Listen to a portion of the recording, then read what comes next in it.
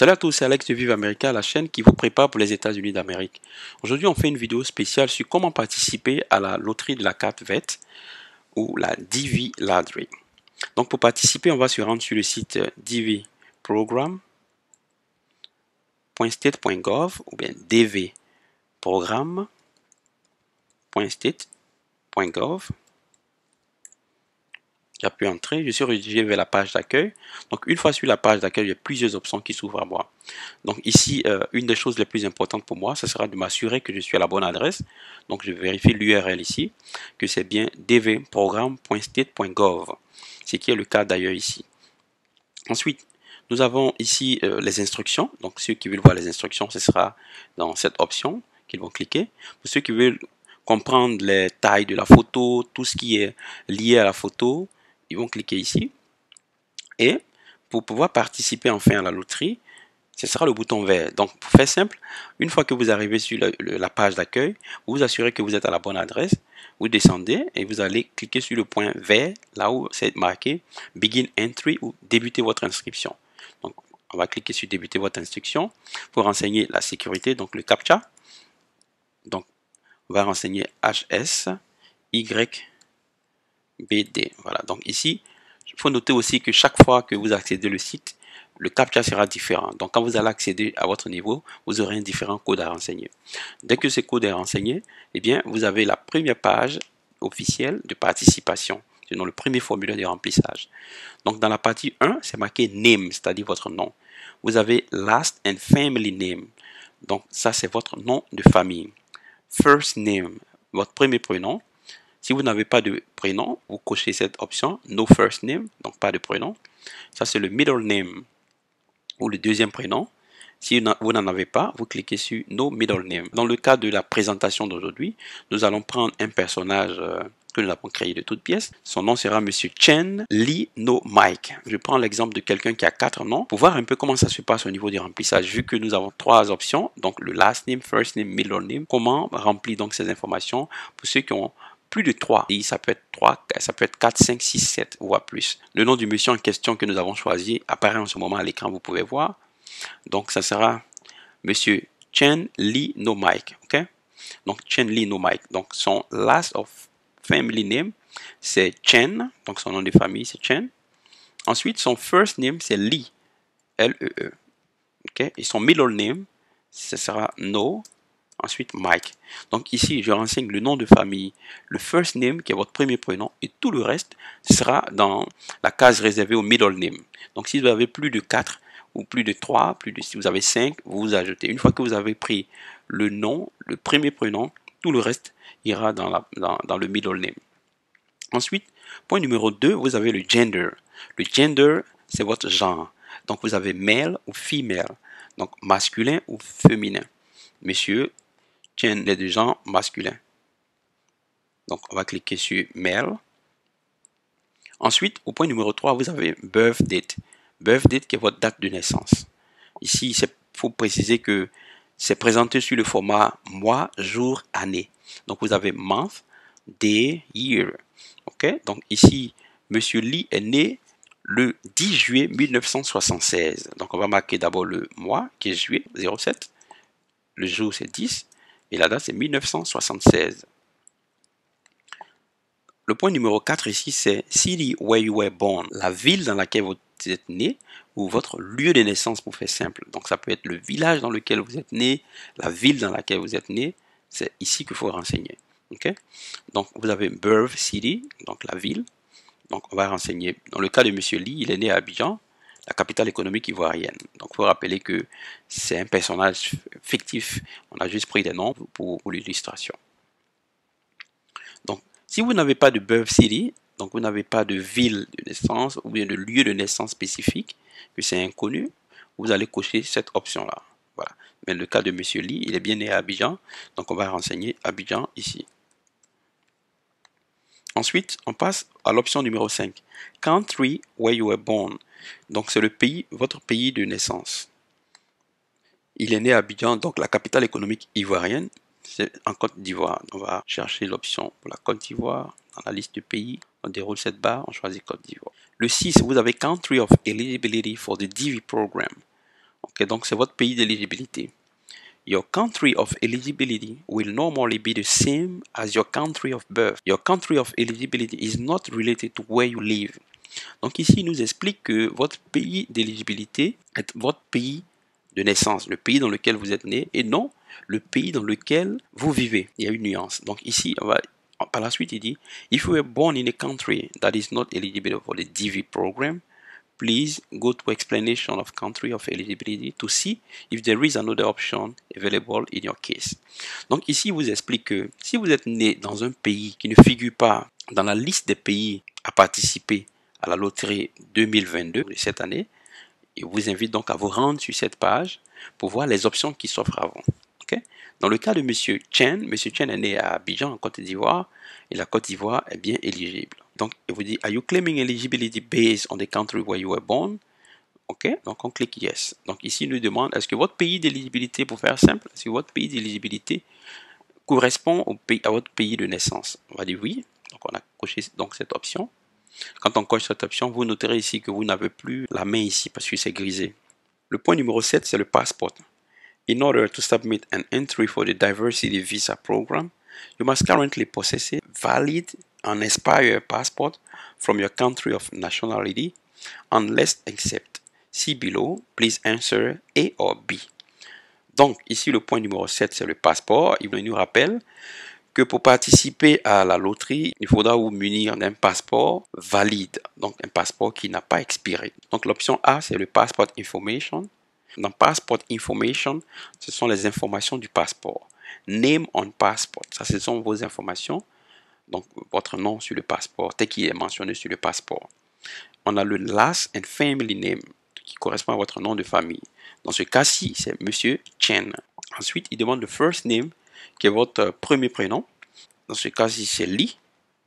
Donc, encore, si vous n'avez pas de prénom, vous cochez cette option. Si vous n'avez pas de premier prénom, donc vous cochez différentes options ici. Ici, on a le middle name. Donc, dans le middle name, c'est No Mike. Ok, donc on reprend. On a le last name, family name, qui est Chen. First name, c'est Li. Middle name, c'est No Mike. Ok. Ensuite, on a le passport number. Donc, dans le passport number, il veut les informations, le numéro de votre passeport. Donc, ici, c'est un numéro de passeport fictif, donc il n'existe pas, que j'ai créé. Donc, on a mis 24 PA 18 2 1 1. OK. Donc, on vous demande par la suite Passport Expiration Date, donc la date d'expiration de votre passeport. Ici encore, il faut préciser que le format, c'est mois, jour, année et non jour, mois, année comme c'est le cas en français. Donc pour faire simple, vous reportez les mêmes informations que vous avez dans votre passeport ici. La plupart des passeports sont minimum en 2 langues. L'anglais est généralement considéré comme langue internationale, donc la plupart des passeports seront en anglais. Si ce n'est pas le cas, ce n'est pas bien grave. Il faut mettre le month. Donc dans l'option month, ça correspond au mois. Donc quand vous regardez dans votre passeport, le mois, on veut le mois d'expiration. Donc, dans ce cas, on va dire janvier. Okay, et ça expire le 4 janvier 2025. Donc, un passeport de 5 ans. Ensuite, vous avez le Country Authority of Issuance. Donc, ça, c'est le pays qui vous a délivré le passeport. Dans le cas de M. Chen, c'est la Côte d'Ivoire. Donc, on va chercher la Côte d'Ivoire dans la liste de pays qui est disponible. On va cliquer ensuite sur Côte d'Ivoire. L'option B, il vous dit Passport Exemption. Donc, il y a certaines personnes qui ne présenteront pas de passeport, qui pourront tout de même s'inscrire. Attention, petite nuance ici. Le passeport est requis pour pouvoir s'inscrire à la loterie de la Green Card. Cependant, il existe certaines personnes, par exemple, on va le voir ici, I'm not required to submit passport information because I'm stateless, no nationality. Donc, un des cas ici, il vous dit, je n'ai pas besoin de soumettre mon passeport, les informations de mon passeport, et il donne la raison, parce que je suis apatride, je suis stateless. En français, c'est apatride. Pour rappel, ce sont des personnes qui n'appartiennent à aucun pays, qui n'ont pas de pays. Ce sont des situations rares, mais qui existent tout de même. Ensuite, si vous êtes dans ce cas également, donc toujours ici vous allez cocher cette option. Donc pour la patrie, ce sera stateless or no nationality. Ensuite, il nous donne l'option a national of a communist controlled country and unable to obtain a passport from my government. Ok, donc je suis issu d'un pays communiste et c'est impossible pour moi. Je suis dans l'incapacité d'obtenir un passeport de la part des autorités de mon pays. Donc en ce moment, c'est cette option qui sera cochée. La troisième option, c'est unable to obtain a passport and have received an individual waiver of the passport requirement by the Secretary of Homeland Security or Secretary of State.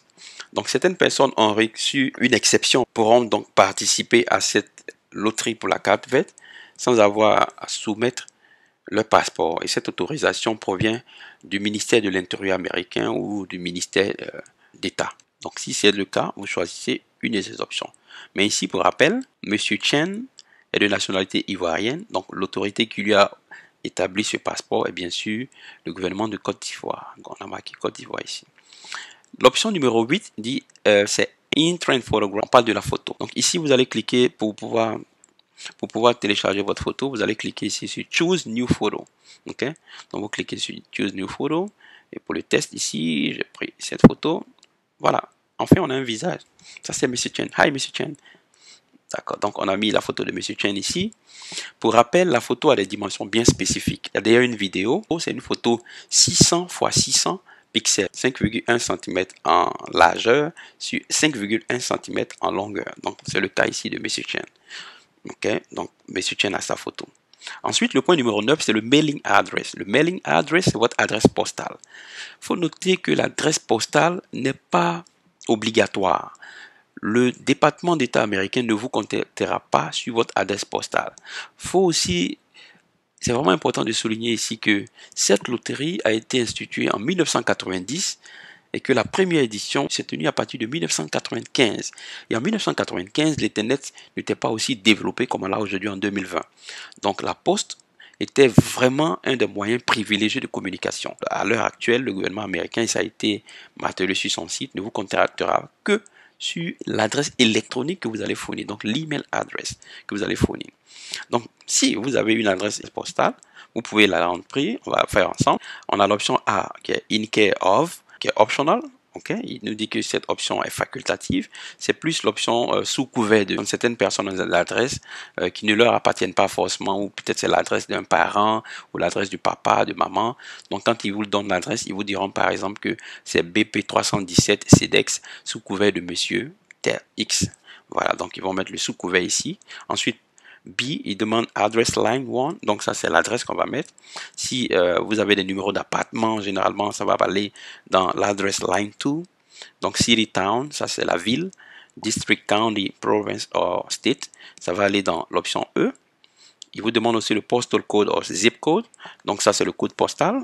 Si vous n'en avez pas, vous cliquez d'ailleurs sur cette option. Et pour faire simple, on va prendre le cas où Monsieur Chen, il n'a pas d'adresse postale. Ce n'est pas obligatoire, on va dire entre griffes. Donc on va juste renseigner quand même. Ne pas obligatoire, petite précision, ne veut pas dire qu'on va sauter cette option, mais on va plutôt renseigner des informations générales. Donc voyez ensemble comment on va faire. Pour la ligne B, où il demande le B address line 1, on va juste mettre le quartier de Monsieur Chen. Monsieur Chen est à Abidjan dans un quartier qu'on appelle Koumassi.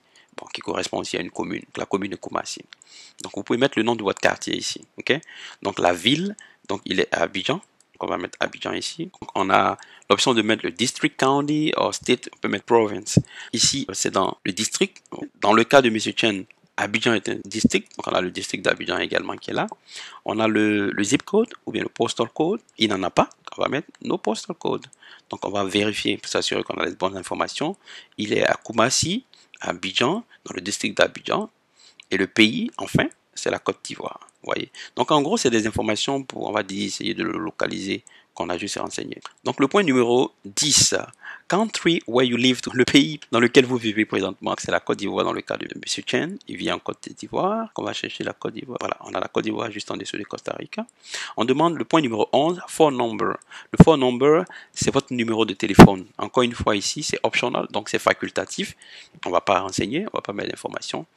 Et ce qui est très important, sur lequel il faut vraiment insister, c'est l'email address. Le point numéro 12, il vous demande email address. On répète encore email address, que le courriel ou l'adresse électronique. Bien le courrier électronique en français. Okay? Donc ici, il est tellement important que vous voyez qu'on vous donne la possibilité de confirmer. Parce que ce sera ce canal qui sera utilisé une fois que vous êtes retenu.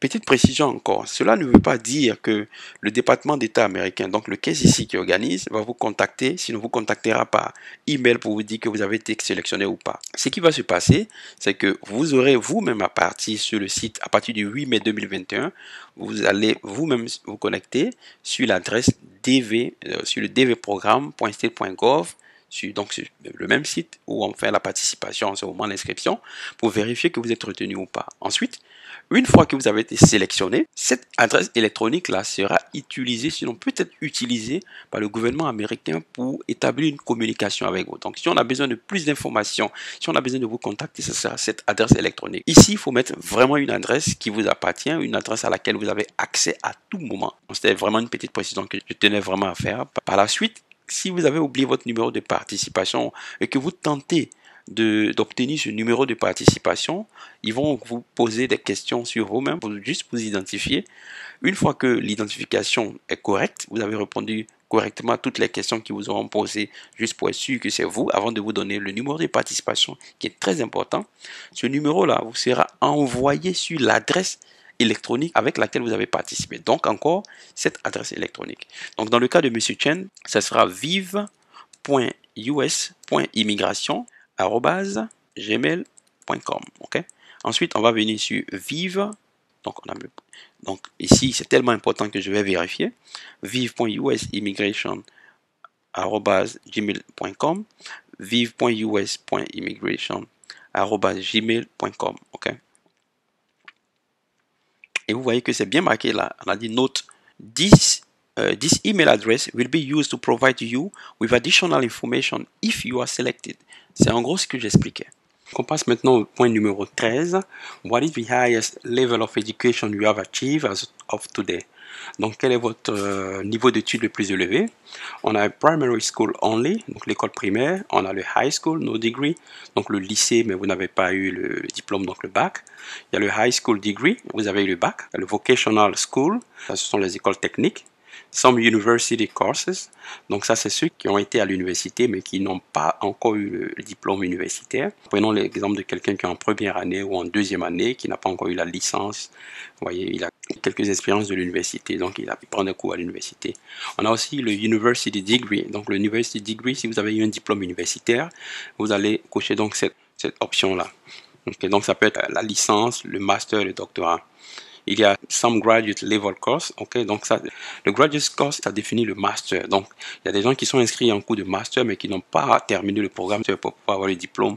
Donc, c'est cette option-là que vous allez choisir. Donc, on a ensuite le master degree. Donc, si vous avez le master degree, le diplôme de master, vous remplissez, vous sélectionnez cette option. Pareil ici, vous avez some doctoral level courses, puisque il y a des gens qui sont inscrits en doctorat, dans le programme de doctorat, mais qui n'ont pas encore soutenu les thèses pour avoir le diplôme. Enfin, il y a le doctorate degree. Donc, ceux qui ont le doctorat, vous allez choisir ici. Ici, il nous précise, you must have a minimum of a high school diploma reflecting the completion of a full course of study.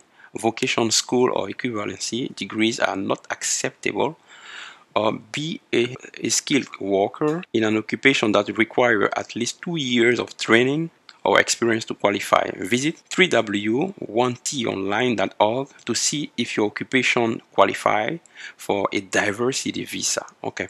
Donc ici, il nous rappelle que le bac est le minimum qui est exigé. À défaut du bac, vous devez pouvoir justifier, comme on l'avait dit, comme c'est d'ailleurs le cas pour les conditions de la participation à cette loterie. Vous devez pouvoir justifier de 2 années d'expérience au cours des 5 dernières années et la liste des professions qui est autorisée donc à pouvoir participer à ce programme-là, donc qui bénéficient de ce programme-là, se trouve à ce site-là qui est www.1tonline.org. Voilà, à ce sujet, il y aura d'ailleurs une autre vidéo dans nos prochains numéros, donc restez connectés sur la chaîne. Si vous n'êtes pas abonné, c'est le moment de le faire et surtout activer la cloche de notification. Donc pour ceux qui n'ont pas le bac, très bientôt, il y aura une autre vidéo qui cette fois-ci ne va pas s'articuler autour du bac, mais comment participer à la loterie si on n'a pas le bac.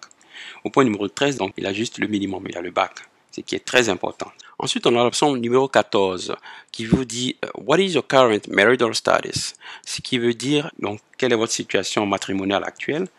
Vous avez unmarried, donc si vous n'êtes pas marié, donc vous êtes célibataire. Vous avez married, and my spouse is not a US citizen or US lawful permanent resident. Donc marié, mais mon conjoint n'est pas un citoyen américain ou un résident permanent des États-Unis. La troisième option, on a married and my spouse is a US citizen or US lawful permanent resident. Donc je suis marié et mon conjoint est soit un citoyen américain, soit un résident permanent des États-Unis. On a l'option de divorce, donc ça c'est pour ceux qui sont divorcés. Il y a widowed, donc le widowed pour les veufs et les veuves. Il y a legally separated, si vous êtes séparés légalement. Donc ici, petite précision, ils disent que par legal separation is an arrangement when a couple remain married but live apart following a court order. If you and your spouse are legally separated, your spouse will not be able to immigrate with you through the Diversity Visa Program. Ils nous donnent la définition de legal separation, donc ce qu'ils entendent par la séparation légale. Ils disent que c'est un arrangement en fait qui se fait avec le couple, qui découle d'un arrêté juridique. Donc vous avez une décision de justice qui est rendue. On parle ici de séparation légale. Donc si vous êtes dans ce cas-ci, votre conjoint ne pourra pas immigrer avec vous dans le cas de visa de la diversité. Ensuite, you will not be penalized if you choose to enter the name of a spouse from whom you are legally separated. Vous ne serez pas pénalisé si vous décidez tout de même d'entrer le nom de votre conjoint avec qui vous êtes légalement séparé. Ils vous précisent ici enfin, ils disent if you are not legally separated by a court order, you must include your spouse even if you plan to be divorced before you apply for the diversity visa. Failure to list your eligible spouse is ground for disqualification. Si vous n'êtes pas séparés légalement, donc il n'y a pas de décision de cour de justice qui est rendue, vous êtes dans l'obligation de renseigner ici d'entrée les informations de votre conjoint. Si vous manquez de le faire, vous serez disqualifié. Okay? Maintenant, il vous dit, if your spouse is a US citizen or lawful permanent resident, do not list him or her in your entry. Donc, si votre conjoint est un citoyen américain ou un résident permanent aux États-Unis, vous n'avez pas besoin d'en rentrer ces informations sur votre formulaire de participation à la loterie. Le point numéro 15, c'est number of children. Le number of children, c'est le nombre d'enfants que vous avez. Okay? Ils donnent une petite définition de ce qu'ils entendent par enfant. On va lire ensemble. Children include all biological children, legally adopted children, and stepchildren who are unmarried and under the age of 21 on the date you submit your entry. Par enfant, on entend les enfants biologiques, bien sûr, les enfants adoptés, les enfants de votre conjoint qui ont moins de 21 ans et qui ne sont pas mariés. Okay?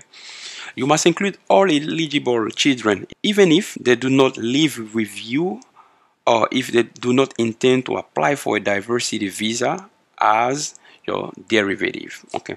Donc, vous devez tout de même entrer les informations, même si dans ce cas précis, ils ont moins de 21 ans, ils ne sont pas mariés, même si vous ne vivez pas ensemble, vous êtes dans l'obligation de renseigner tout de même les informations. Et même s'ils n'ont aucune intention d'immigrer avec vous aux États-Unis de façon permanente, vous êtes tout de même obligé d'en renseigner les informations. Il rappelle encore que failure to list all eligible children is grounds for disqualification. Donc, si vous ne renseignez pas les informations, leurs informations, vous pourrez être aussi disqualifié. Enfin, ils disent que if your child is a US citizen or lawful permanent resident, do not list him or her in your entry. Donc, si votre enfant est un résident permanent des États-Unis ou est un citoyen américain, vous n'avez donc pas besoin de le lister, donc d'entrer ces informations dans votre formulaire d'inscription. Ensuite, on va cliquer maintenant sur le bouton Continue, qui veut dire continuer. Donc, après avoir cliqué sur le bouton Continue, vous êtes redirigé sur cette page.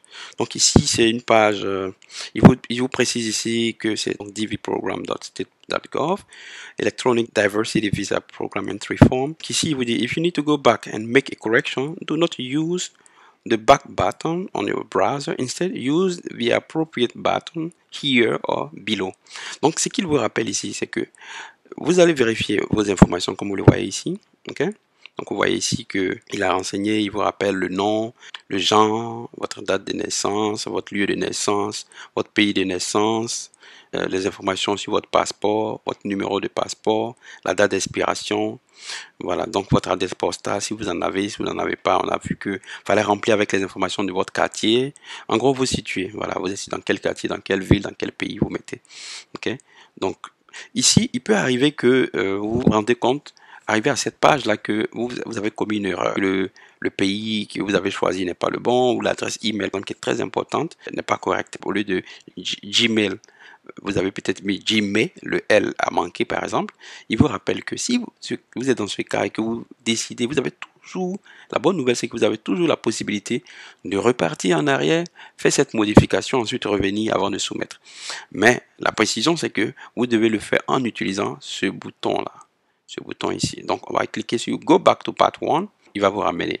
Mais ils vous disent de ne pas utiliser ce bouton-là, le browser. Le browser ici, j'utilise Safari. Donc, de ne pas utiliser ce bouton Back. Donc, ce bouton-là, parce que ce bouton, effectivement, vous ramène en arrière. Il vous demande d'utiliser ici. Voilà. Donc, ici, toutes les informations sont correctes. Donc, on va cliquer donc, sur le bouton Submit. OK? On a DV 2022. Donc ici, il faut s'assurer qu'on a bien ce numéro de confirmation qui est là. Au cas où vous cliquez que vous n'avez pas cette page de confirmation, ne vous inquiétez pas. Ça veut dire que ça n'a pas encore été pris en compte. Il faut reprendre votre application. Et oui, il faut reprendre. Donc, vous devez avoir cette page de confirmation. C'est succès. Ensuite, le numéro très important, voilà, c'est votre numéro de confirmation. Donc ici, vous avez la possibilité de pouvoir cliquer sur Print. Donc, si vous cliquez sur Print, il va vous donner la possibilité de pouvoir imprimer votre numéro de participation ici. C'est tout pour aujourd'hui. J'espère que vous avez aimé. Si c'est le cas, likez et partagez ou laissez-nous un commentaire. On se retrouve très bientôt pour une autre vidéo. D'ici là, prenez soin de vous et on se dit bye.